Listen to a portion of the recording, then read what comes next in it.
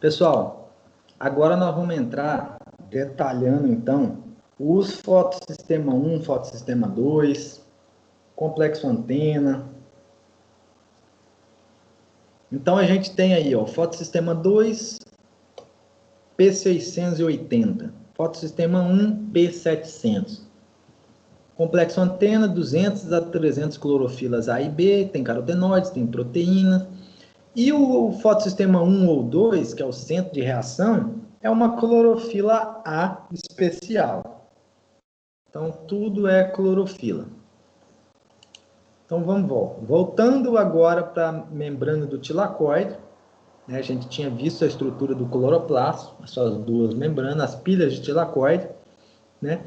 Então, aqui agora a gente vai analisar a distribuição dessas proteínas nessas membranas do tilacoide para a gente ver como que funciona isso daí.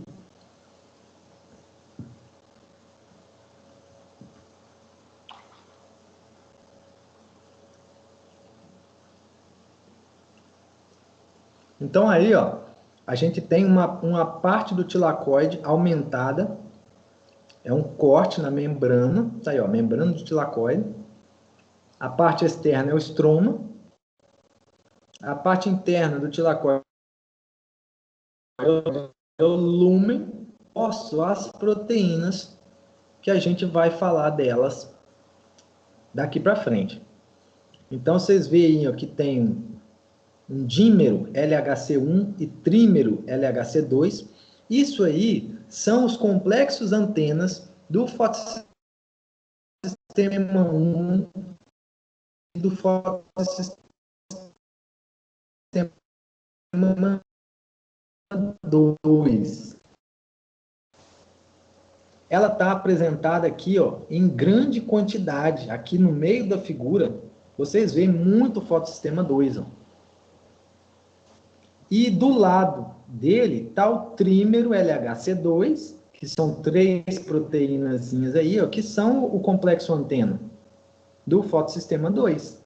Então, todo fotossistema, se você for para o 1 agora, ó, fotossistema 1, ó, fotossistema 1, esse mais verdinho, tem 2 aqui perto, ó, ele tem seu dímero LHC1, que é um complexo antena para o fotossistema 1.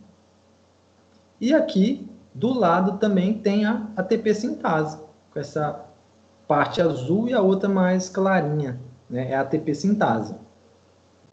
E tem ainda esse azulzinho sozinho, que é o citocromo B6F, tá?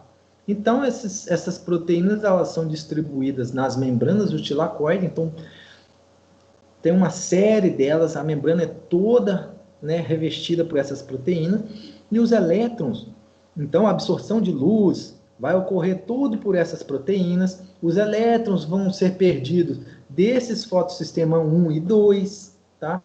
São as clorofilas que estão aqui nesse fotossistema 1 e no 2 que vão perder o elétron, aí que vai ocorrer o evento fotoquímico. Né? A ATP sintase, ó, que está mostrando a estrutura dela aí, ó, ela aqui, ó, que vai liberar os prótons, o ATP. O que eu quero chamar a atenção para vocês? Lúmen é a parte de dentro e estroma é a parte de fora. Quando a gente for analisar as mudanças de elétron de um componente desse para o outro, a gente vai ver que vai ocorrer uma ejeção, um envio de prótons do lúmen, quer dizer, do estroma para dentro do lúmen. Tá? Vai ocorrer ejeção de prótons entre esses dois compartimentos.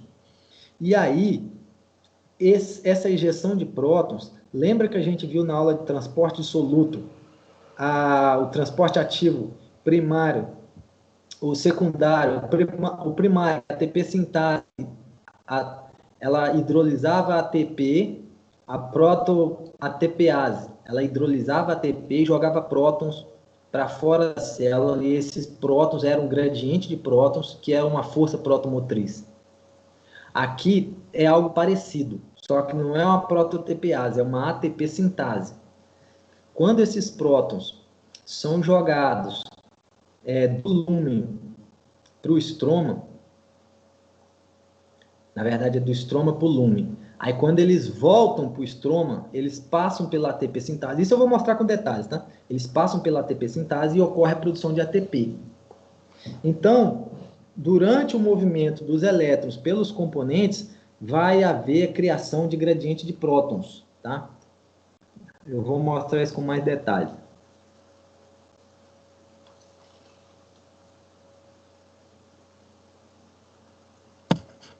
Essa figura aí agora, ela é uma figura mais didática.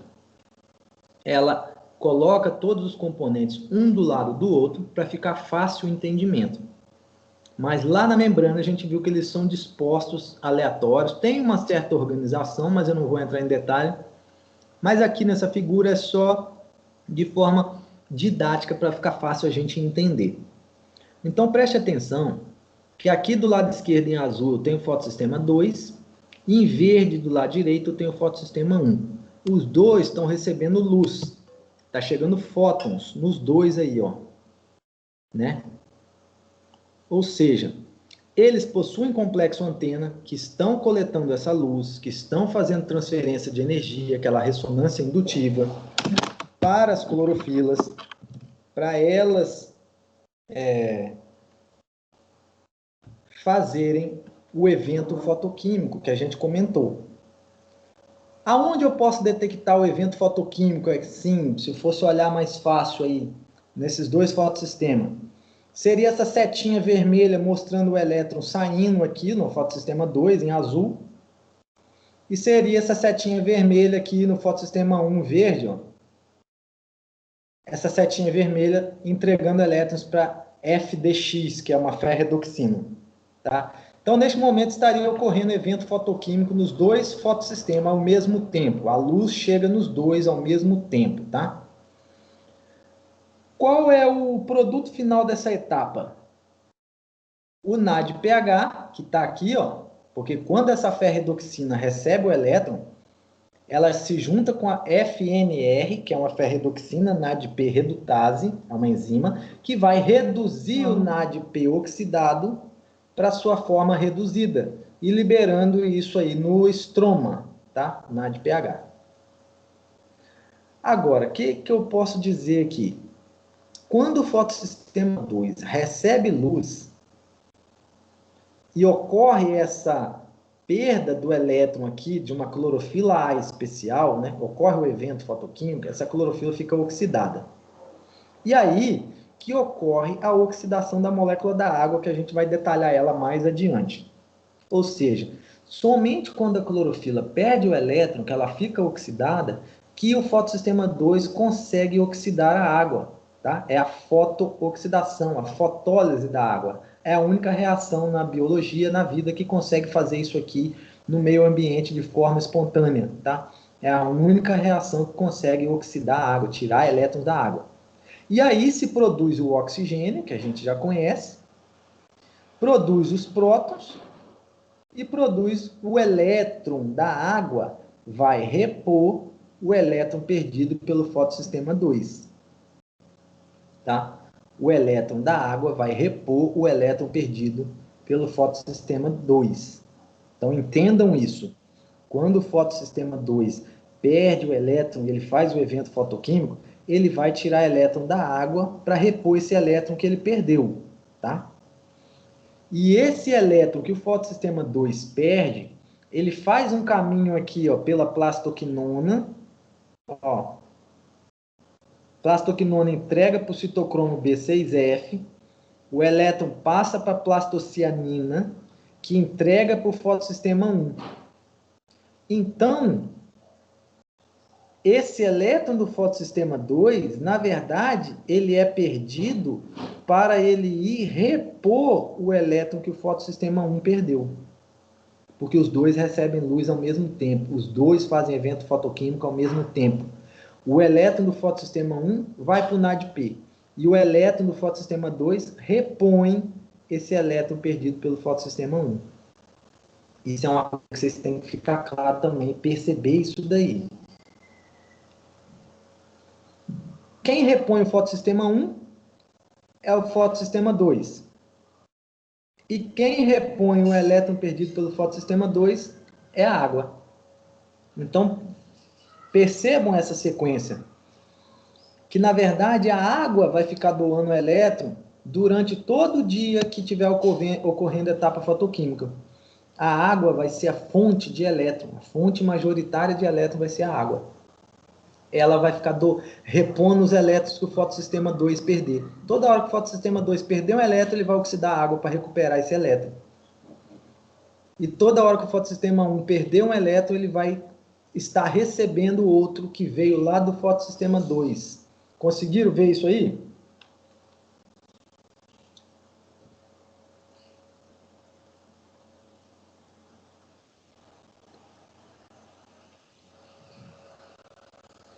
Beleza. Aqui tem alguns detalhes na fotossíntese, que depois quem tiver curiosidade de ler, que é a fosforilação cíclica e acíclica, né?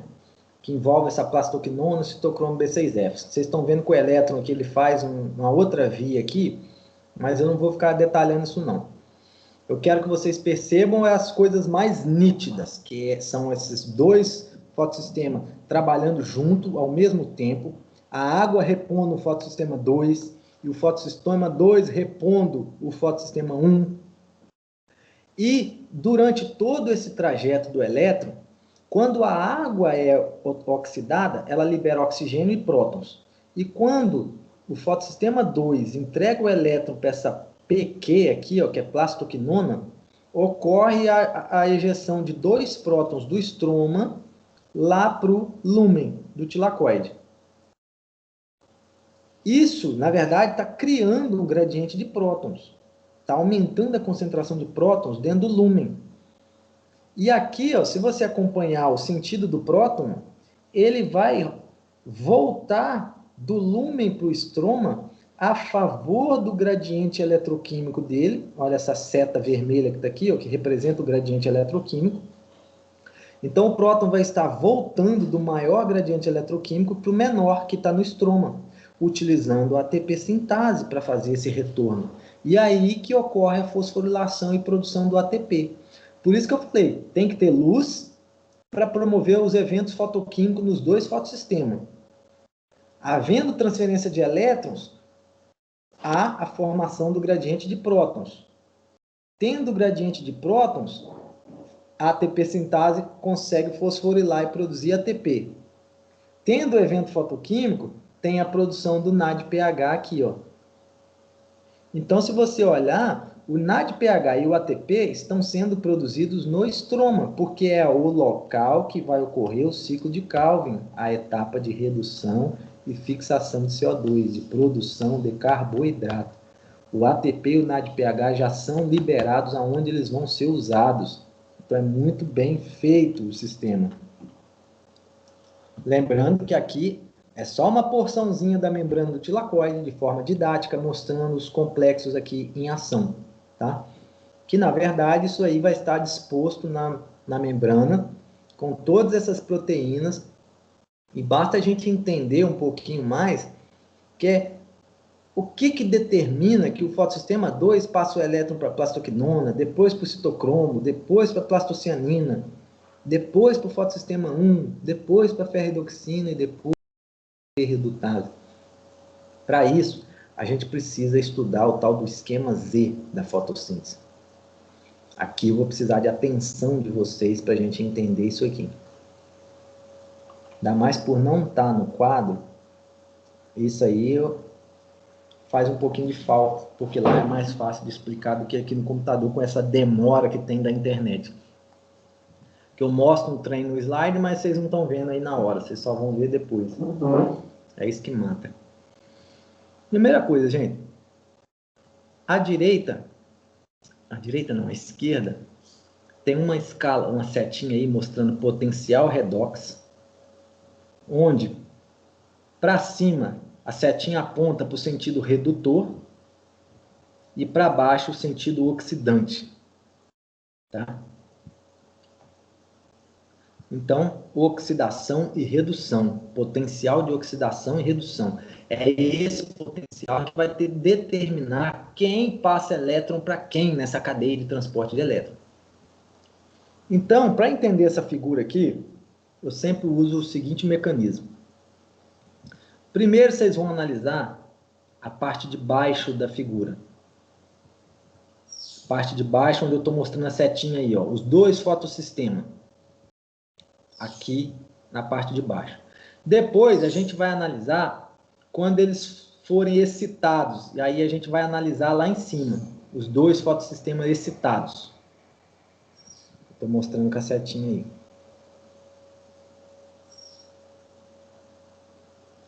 Então, primeiro vamos analisar aqui embaixo.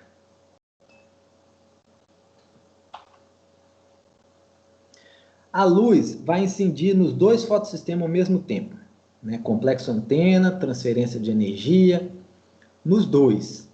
Complexo antena, transferência de energia.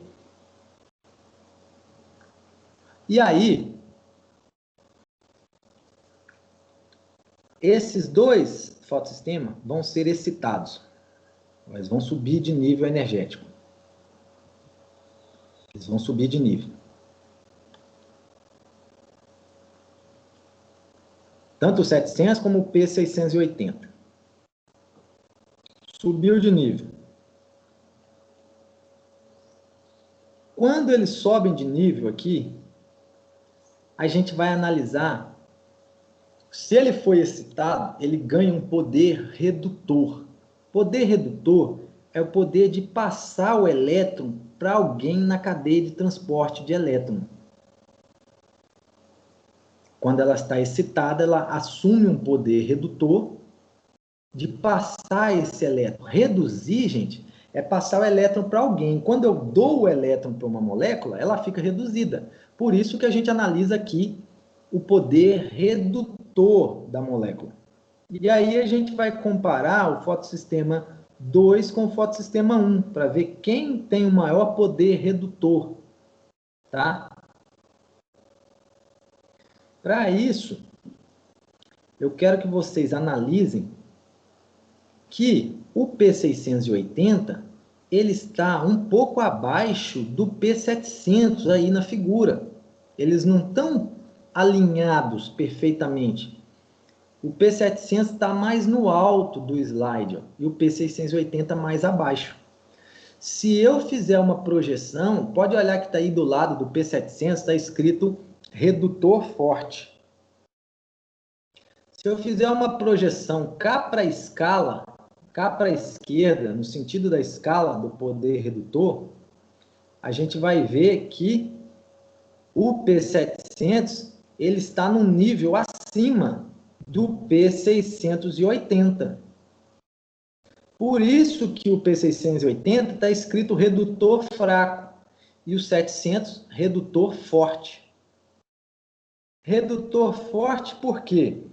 Porque só o P700 como redutor forte que é capaz de passar elétron para o NADP oxidado e torná-lo reduzido. É o que está mostrando aí na reação. Por que que o NADPH não vai ser reduzido pelo P680?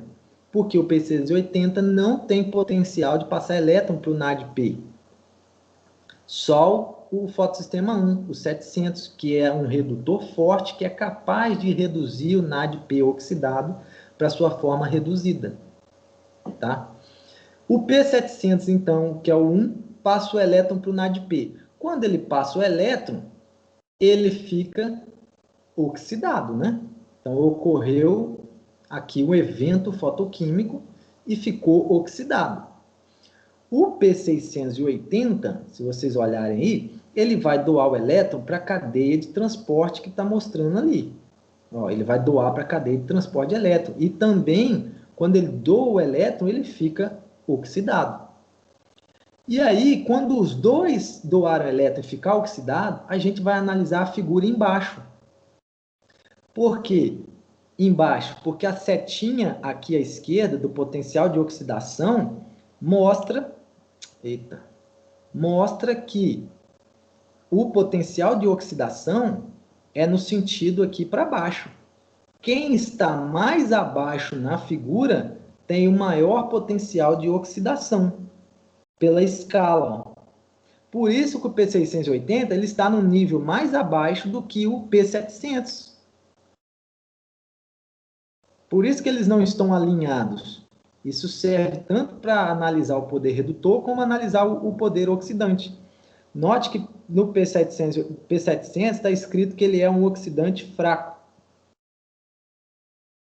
Porque se você projetar para a escala, o P680 está no nível mais abaixo, de um oxidante mais forte. Por que, que ele é o oxidante mais forte? Porque o 680 vai ser o único capaz de oxidar a molécula da água, que está aí do lado, apresentando a figurinha, a água doando elétron aí, ó. Por que, que não é o P700? Porque o P700 não tem força suficiente para tirar elétron da água, para oxidar a água. Só o 680. Por isso que eu falei que essa figura você tem que analisar ela embaixo e em cima. Em cima, você analisa o poder redutor, de passar elétron. Embaixo, você analisa o poder de oxidar, de tomar elétron da água. Tá? E aí, o número 680 e o 700 tem uma legenda aí embaixo, né, mostrando que 680 é porque ele absorve preferencialmente na faixa de 680 nanômetros, que é o vermelho. E o P700 porque ele absorve preferencialmente na faixa maior que 680, que é o vermelho distante.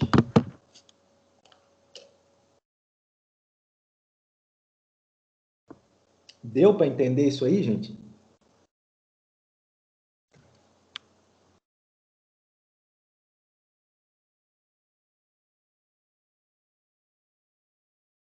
Esse é o famoso esquema Z da fotossíntese. É porque é como se fosse um Z invertido aí, ó. Ele tá meio que de cabeça para baixo, de lado aí, tá? Então, essa dinâmica aí de oxidação e redução que esses fotossistemas vão passar o tempo todo, oxidando e reduzindo, oxidando e reduzindo. E isso explica por que, né, que o fotossistema 2 que consegue oxidar a água e por que é o 1 que consegue reduzir o NADP. Cada um dos dois fotossistemas faz uma etapa importante, né? O fotossistema 1 reduz o NADP e o fotossistema 2 oxida a água. Cada um fica com a sua função mais importante, vamos dizer assim, né? E eles dividem as tarefas, vamos dizer assim. Agora, vamos detalhar um pouquinho mais do fotossistema 2 aqui, que a gente chama de complexo de oxidação da água, o complexo de evolução de oxigênio, tá? Por quê? Aqui tem um detalhe maior aí, mostrando as proteínas D1, a proteína D2, né, o citocromo. Tem várias proteínas que envolvem esse complexo, além do complexo antena, que não está mostrando aí. Mas eu quero destacar para vocês esses 4 átomos de manganês que estão aí embaixo, na porção inferior do fotossistema. O que significa isso aí? De forma prática, gente, o que acontece quando uma molécula de água ser oxidada? Eu tenho que acumular 4 fótons. Por que 4 fótons? Tem que chegar 4 fótons nesse fotossistema e 4 no outro, ao mesmo tempo. O primeiro fóton, ele vai excitar o P680, que está em verdinho aí, é uma clorofila A especial, vai excitar os elétrons, o complexo antena vai conduzir a energia, transferir, vai ocorrer o evento fotoquímico, que é essa saída do elétron aqui para feofitina, feofitina que captura o elétron da clorofila especial. E aí essa clorofila fica oxidada, né? Ela tem que pegar elétron de alguém para se estabilizar novamente. Aí ela vai tomar elétron desse Z. Z é uma tirosina, tá? É um resíduo de tirosina aqui que está na proteína D1. Essa tirosina que doa o elétron para o P680. Não é a água diretamente. A tirosina, por sua vez, vai tirar elétron de um dos átomos manganês para repor o que ela deu para o 680. Deu não, no que ela foi tomada do 680. Aí vem o segundo fóton e faz a mesma coisa. e a tirosina tira o elétron de outro manganês. Aí vem o terceiro fóton e faz a mesma coisa, e a tirosina tira o elétron do terceiro manganês. Aí vem o quarto fóton, a tirosina tira o elétron do quarto manganês, sempre passando da tirosina para o P680, para a fiofitina, para a quinona A, para a quinona B, para a plastoquinona e citocromo B6F. Na verdade, esses elétrons que estão saindo do fotossistema aqui, eles vão lá para o fotossistema 1. Não se esqueçam disso. Eles vão repor aquele elétron que o fotossistema 1 deu para o NADP lá, virar NADPH. Quando acumula 4 fótons, 4 oxidações dos manganeses, aí sim o fotossistema 2 se torna aquele oxidante forte que a gente está falando ali atrás. Tão forte o seu potencial de oxidação que ele é capaz de ir lá e tomar o elétron da água e deixar a água oxidada, fazer a tal da fotólise da água, fotooxidação da água. E aí, nesse momento, repõe-se os 4 elétrons para repor os 4 átomos de manganês, libera prótons, libera oxigênio e o evento da fotooxidação da água acontece. Tá? Por isso que o fotossistema 1 não tem capacidade de oxidar água. Porque ele não tem essas acumulações de 4 oxidações de manganês. Só no 2 aqui que acontece isso. Então é só para dar um detalhe a mais em relação a isso aí. Deixa eu ver aqui. Vamos lá para o 1. Esse aí é o fotossistema 1, ó. Então, note que quando a plastocianina chega, ela entrega o elétron para a clorofila especial aqui, clorofila A especial. E quem recebe esse elétron na hora do evento fotoquímico aqui é uma proteína denominada de A0.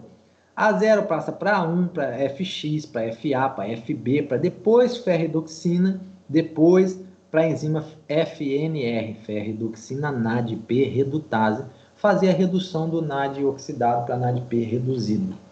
Claro que tem muito detalhe aqui nesses fotossistemas que a gente não vai entrar neles, tá? Durante esse transporte de elétrons aí. A gente também tenta ser mais direto. Aí você tem detalhes da enzima ferredoxina NADP redutase.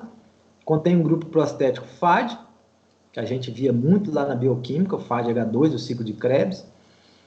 Localizado no estroma, forma um complexo com a ferredoxina por meio de interações eletrostáticas. Beleza. Tá aqui.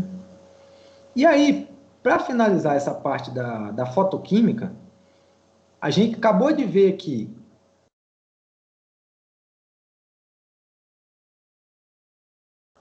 na verdade, a gente acabou de ver a produção do NADPH, que era um dos objetivos que a gente tinha falado. Qual é o objetivo da etapa fotoquímica? Produzir NADPH e produzir ATP.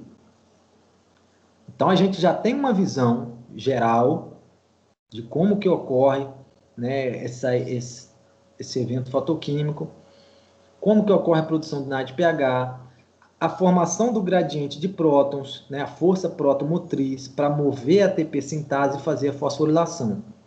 Agora eu só quero fazer uma conceituação aqui de alguns termos para comparar lá com a respiração.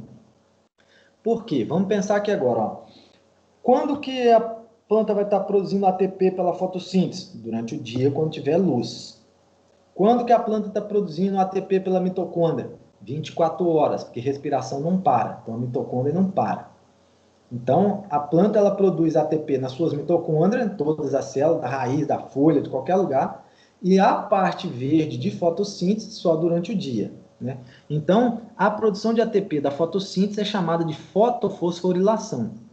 E na mitocôndria era a fosforilação oxidativa, porque oxidava a reserva, carboidrato, lipídio, proteína, por aí vai.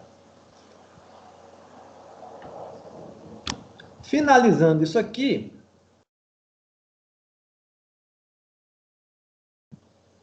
eu vou passar essa parte dos danos. Vamos para os herbicidas.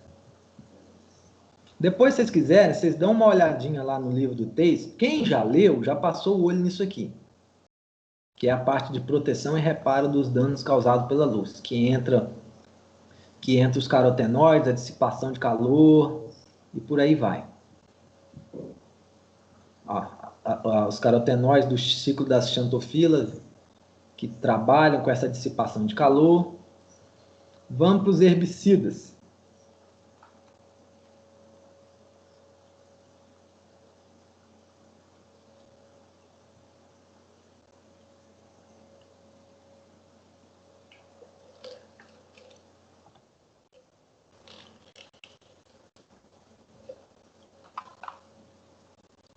Então é o seguinte, a gente tem uma série de mecanismos de ação de herbicidas. Vocês vão ter oportunidade ainda de aprofundar nisso aí nas disciplinas do curso. Tem uma disciplina eletiva no curso, a de planta daninha, se eu não me engano, que trata bem desses mecanismos de ação. Mas aqui nós vamos abordar praticamente um mecanismo de ação, que são os herbicidas que bloqueiam o transporte de elétrons da fotossíntese. São coisas práticas do dia a dia que agora vocês vão ter um conhecimento para entender como é que esse herbicida consegue exercer sua ação no vegetal, né, que vai levar à morte do vegetal por afetar o transporte de elétrons na fotossíntese. Então, tem muitas moléculas, né, no mercado. Tem as famosas atrazina, o diuron, bentafon. São moléculas que têm alguma semelhança estrutural com a quinona, com a plastoquinona, que é a presença desse anel. Ó, todas as moléculas do herbicida têm esse anel. Moléculas diferentes. Todas aí são moléculas diferentes. São nomes muito antigos e já conhecidos. Vocês vão ouvir falar muito na vida de vocês, dessas atrazina, diuron, bentafon. Tem moléculas novas saindo, eu também não dou conta de acompanhar isso tudo. E aí, ó, esse diuron, DCMU, ó, ele é um inibidor do fotossistema 2. Olha para você ver como é que esses mecanismos são tão bem feitos que eles têm um alvo muito específico, ó. Fotossistema 2, o diuron. O DBMIB é o citocromo B6F. O ponto de ação dele é lá no citocromo B6F. O paraquat, que se eu não me engano foi até proibido agora, saíram as notícias aí um tempo atrás, eu acho que é o paraquat mesmo, foi proibido a venda aqui no Brasil. Isso é antigo pra caramba, nossa senhora. É o inibidor do fotossistema 1. A molécula dele aí, ó. Todos os três têm os anéis, tá vendo? Todos os três têm os anéis. Vamos analisar agora na figura como que seria a gente imaginar como que seria o bloqueio desse elétron quando essas moléculas atingissem a folha, atravessasse a membrana do cloroplasto, chegasse lá dentro nos tilacoides.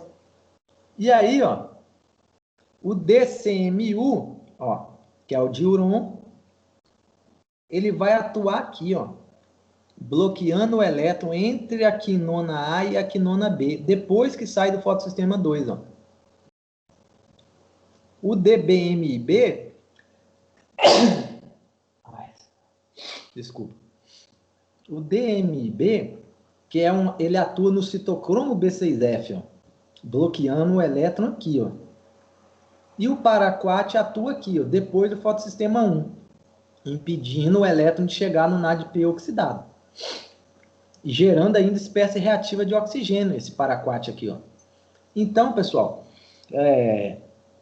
o que dá para imaginar? Os caras desenvolveram moléculas que entram dentro da membrana do tilacoide lá e se instalam nesses locais e eles bloqueiam a passagem do elétron.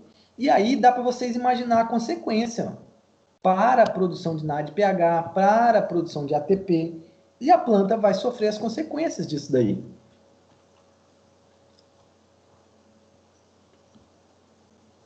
Deixa eu ver aqui. Eu acrescentei mais umas coisas aqui que não tem no livro do Theis, que são os inibidores da biossíntese de carotenoides. Só para a gente pensar o seguinte, vamos relembrar duas coisas aqui, ó. Eu falei que os carotenoides tinha lá viola xantina, antera xantina, zea xantina, vocês podem ler mais depois se vocês quiserem. Eles tinham duas funções, que é ser pigmento acessório, para ajudar na coleta de luz do complexo antena, e também de proteger as clorofilas contra o excesso de luz. Então, se você aplica uma molécula na planta que inibe a produção dos carotenoides, você vai deixar a planta sem ajuda para coletar luz e sem proteção contra o excesso de luz. É como se você tivesse tirado o protetor solar, tirado o guarda-sol, tirou a proteção. Qual vai ser a consequência para essas clorofilas? Despigmentação das folhas ou albinismo, fotodegradação das clorofilas. Fotodegradação é a luz degradando as clorofilas, elas vão ficar sem proteção. Crescimento cessa, necrose vai aparecer. Não afeta os carotenoides pré-existentes. Vai afetar a produção dos próximos. Não afeta a biossíntese de clorofila, mas vai induzir a fotooxidação. Clorofila sem proteção vai ser degradada. Opa, deixa eu ligar a bateria aqui, que está quase acabando.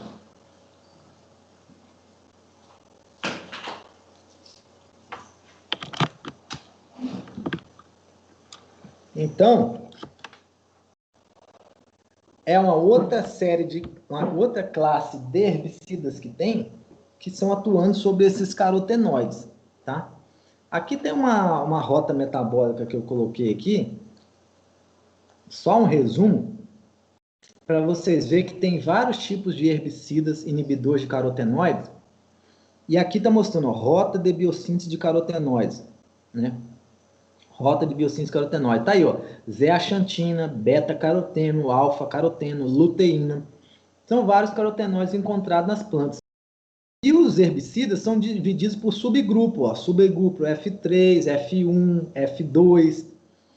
Então, ao longo dos anos aí, vão surgindo pesquisas e moléculas de herbicidas com alvos muito específicos, que são esses carotenoides. Então, eu acrescentei essa parte dos carotenoides, que o livro lá não tem, porque tem tudo a ver com o assunto que a gente estudou, que é mais um mecanismo de ação. Você vê que são rotas metabólicas totalmente diferentes e que exercem efeitos diferentes, mas a consequência é a mesma. A função herbicida, tá? Então, eu vou parar a gravação aqui para diminuir o volume.